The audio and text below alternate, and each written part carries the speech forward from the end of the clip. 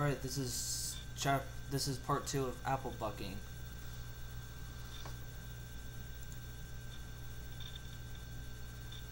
Applejack leaned up against the side of his neck, nuzzling against his soft fur and running her lips over the base, next to his shoulder in a series of soft kisses. She could feel him tremble slightly in response, his fur standing on end from his body in the beginnings of arousal. I never say what I don't mean, Chip. I won't regret a thing if you won't. She felt his strong hooves circle her torso, then his own cheek nuzzling sharply into the nape of her neck, sending electrical currents of arousal racing through her body. Her breath coming just slightly deeper gasps. How can I regret being with the filling of my dreams?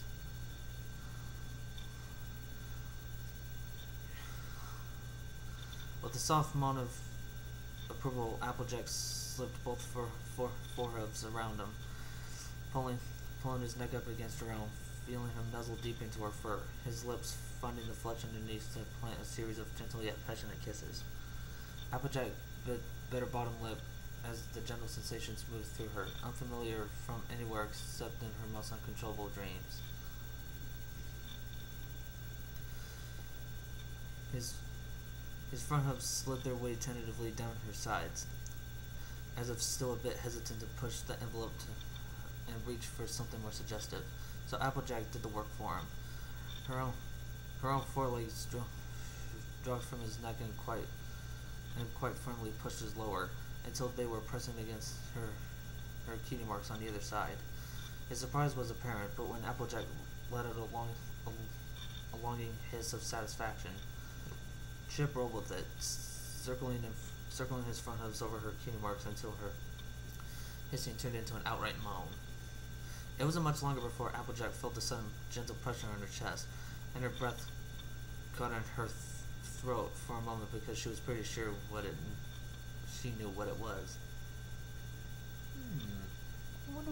I wonder what it could be.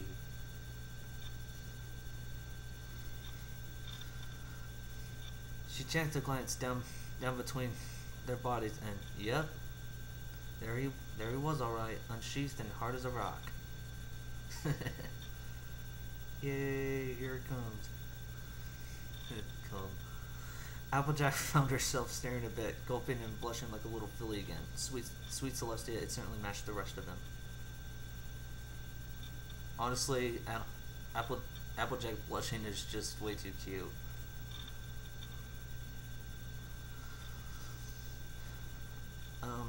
Applejack, Chip stammered. You're staring again. Yeah, I know. It's a good thing. Applejack leaned in with a smile and a soft blush to whisper into his ear. 'Cause I'm all wet too. Oh jeez. She lowered one hoof down his body, running it across the top of his erection. She was unfamiliar with how to please it, but the hiss that escaped his lips let her know she wasn't doing a bad job of it. She cupped it between both forehooves as she felt his hooves continue stroking the sensitive flesh under her cutie marks. Felt them begin to thrust as if by reflex against her hooves. So I'm guessing cutie marks are erogenous zones. Well, hey, if horns and wings can be erogenous zones, so can cutie marks, right? He moved slightly closer to her, his erection pushing more firmly up against her chest as he stroked even more firmly at her cutie mark on one side. His other hoof explored further down her body between her legs, pressing up against her slit, which was already soaked with juices. She never told a lie, after all. Yes, just like George Washington. Applejack grunted in surprise, but also deep satisfaction at feeling him exploring her. She sat back on her haunches and let her legs drift open a bit wider. He followed close by her side, stroking more firmly against her body and pushing up against her. which she welcomed with open hugs. Her, her move, she moves her forelegs up from his erection to his torso, pulling his chest up against her arm to give a deep, passionate kiss. Oh. I don't know about y'all, Chip, Applejack whispered against his lips, but I really want you on top of me. I'm kinda already on top of you. No, I mean, I want you on top of me. Oh. Chip blushed once again, but he obediently leaned away from Applejack's body and sat back on his own haunches, giving Applejack a particularly unobstructed look at everything he had to offer. It sent a shiver of excitement up her spine, and she had to physically restrain herself from literally licking her lips. Instead, she rolled onto all fours, her tail just long enough to give him a quick and teasing flick across his muzzle, and then it tucked itself off to one side. Her hips rose, and her front half dipped to the floor. It was about as direct and blunt as it was possible for a mare to be. Then again, Applejack had never been one for subtlety. "Sweet Celestia," she heard Chip whisper. Applejack wiggled her hips a bit, just for good measure, and the throaty gasps that escaped his throat told her the gesture had done its job. "Well, what you waiting for, Sugar Cube?" It was barely a couple seconds before she felt his chest press up against her back, rubbing her fur somewhat uncomfortably the wrong way as he slid into position. But somehow that only made her more excited to feel his weight pressed down on top of her back, which it did only a few more moments later. She reached back behind her head with one puff, stroking the side of his neck as he leaned down to nuzzle her again, his hips pushing forward to meet hers. Applejack bit her lip to hold back a piercing yell. She felt his erection push against her wet slit, opening her wider than she was sure she had ever been before, wider than she ever thought she could be, and yet what pain she felt from the first penetration was quickly drowned out by the sensation of his lips nibbling on the side of her neck, his hooves wrapping around her chest and stroking her fur in a tender, comforting manner, as if he knew that he would be causing her pain. Well, that was actually kind of nice. She wrapped her hooves around his, holding them around her as she felt his hips make the first thrust, followed by a second and a third yet. The sensations were indescribable, and Applejack was certain for a moment she was about to wake up in bed, uncomfortably aroused and unfulfilled. But there was no such awakening tonight. Only the firm but careful thrusting of the colt, now very much perched on top of her, cradling her body even as he thrust against it. "Oh my stars! Oh goddess! Oh gosh!" Applejack panted in pleasure and nuzzled at the side of his cheek, reaching her hoof around his neck to hold his head close to hers.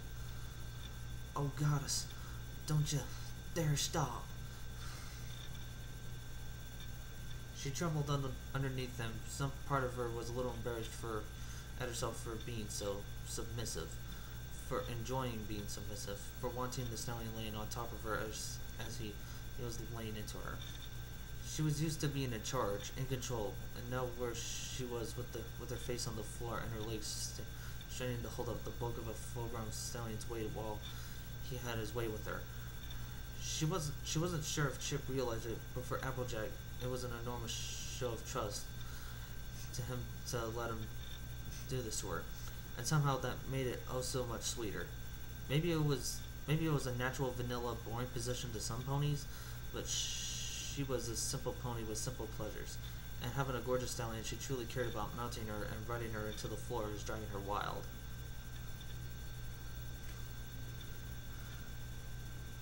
The smell of apples is driving me wild now. Applejack, Chip whispered her name, Sweet Candy, to her ears between his primal grunts of pleasure. His body was really thrusting hard now. The wet slapping of strong hips against drenched haunches grew more and more audible, and Applejack moaned even louder in response. She could take it. She wanted it. She needed it. I really like her mane! Yeah, who didn't see that coming, really?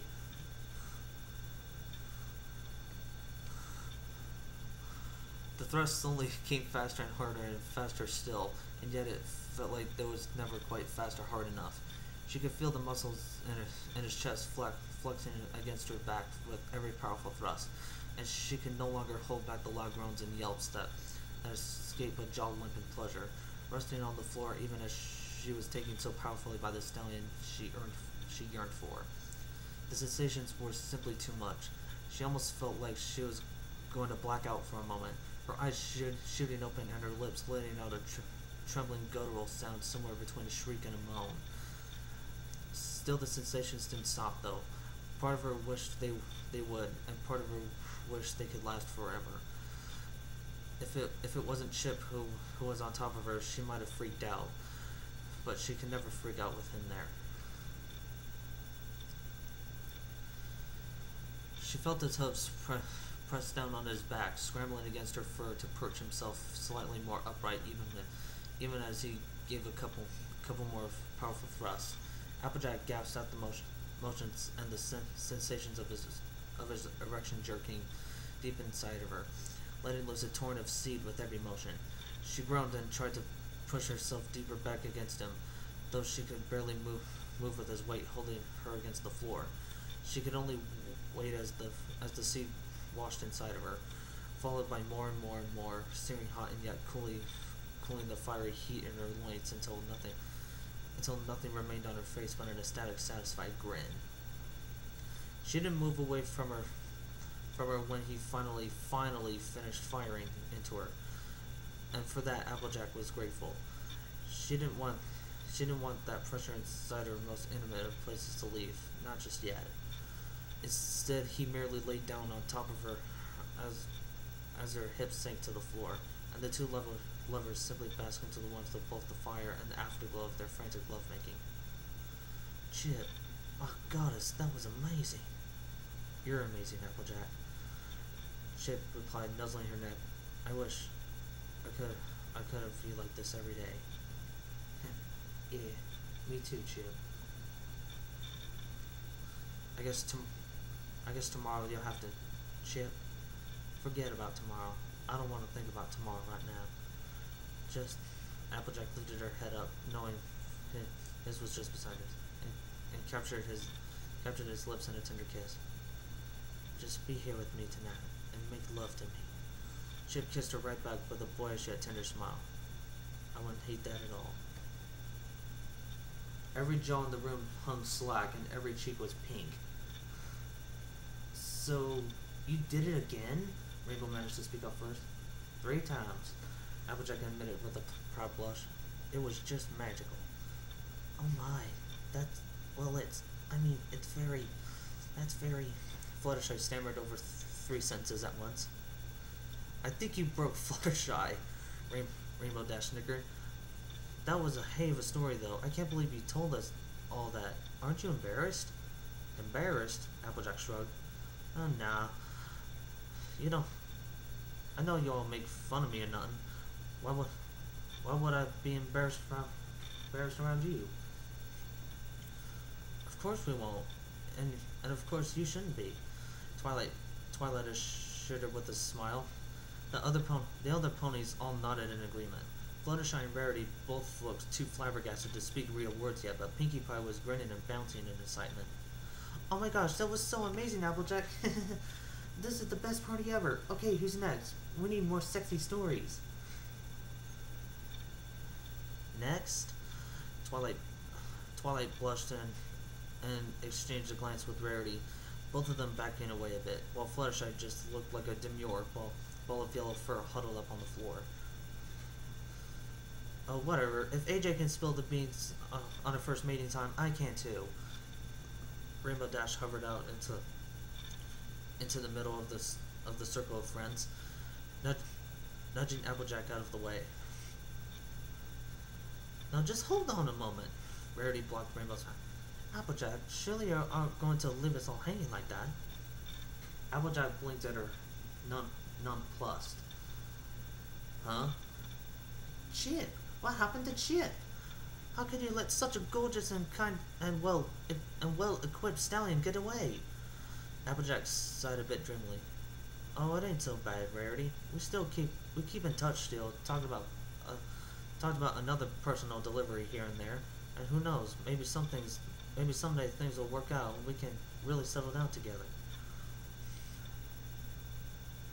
They got the long distance thing going on. You happy?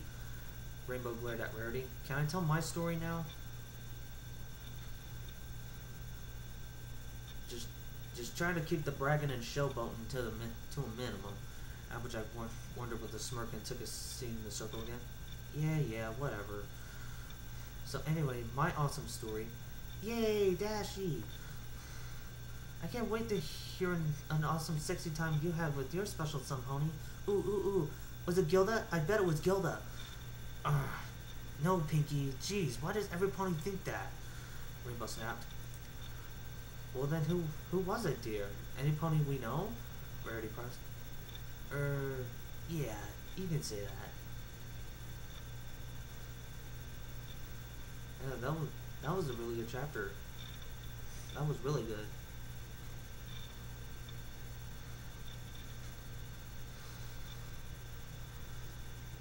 Yeah, I guess kind of like the idea of like how childhood friends like come together like after a certain amount of time, and you know they didn't want to remember each other for doing just this one thing, and then they like get together and you know that was actually just I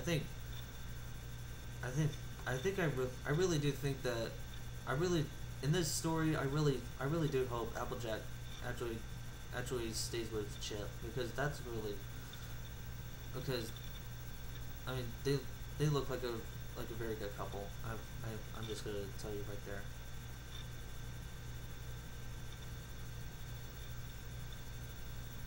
Alrighty then.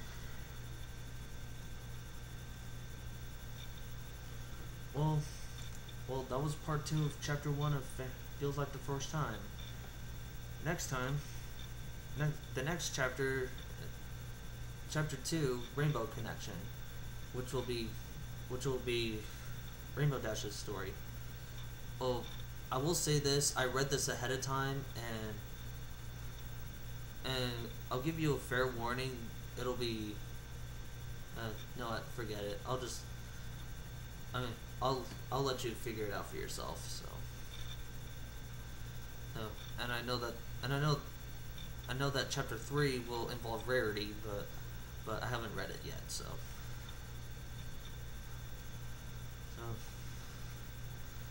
anyways, I know that Lookman 3731 told me that the Rainbow Dash and Rarity chapters were his favorites. So yeah. That was pretty much it. Alrighty then. Alright, I will plan to do chapter 2 like, hold on, possibly tomorrow, maybe Thursday if I have any time. So.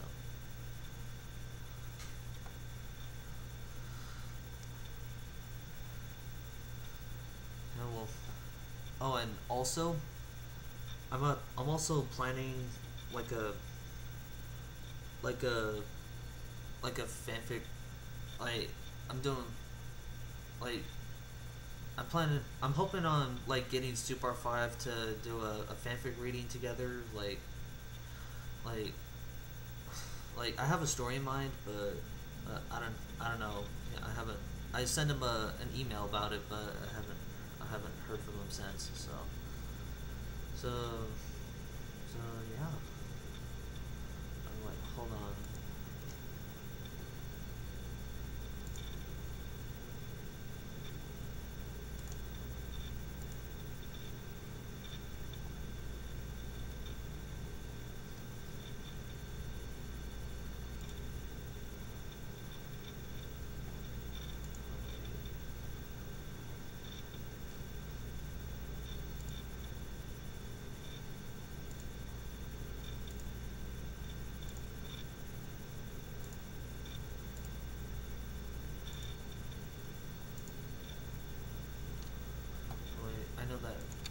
I know that Azikaw had read this one.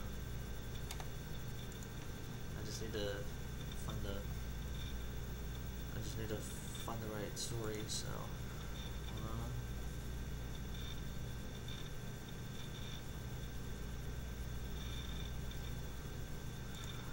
Okay. It's in there somewhere.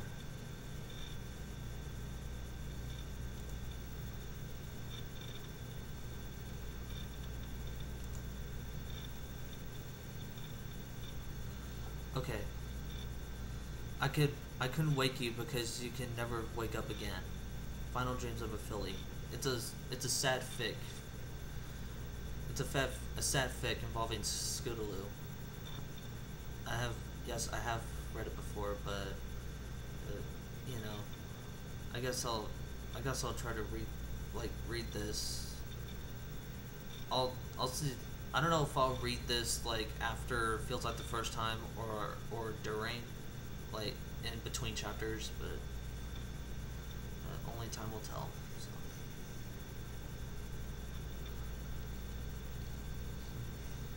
yeah, that's one of my plans. So, oh yes, and also he also even recommended me of two other stories, the Canterlot Tales and Memories. I know the Canterlot Tales. The Canterlot Tales, I believe, are like a bunch of like series of waifu stuff. Like that's my guess. And Memories is gonna be a sad fic involving Princess Celestia and Princess Luna. So yeah, those are my plans. Plans if I'm ever gonna finish up the story. So this is Gunnar Stauffer, aka Game Rollins 211, signing off.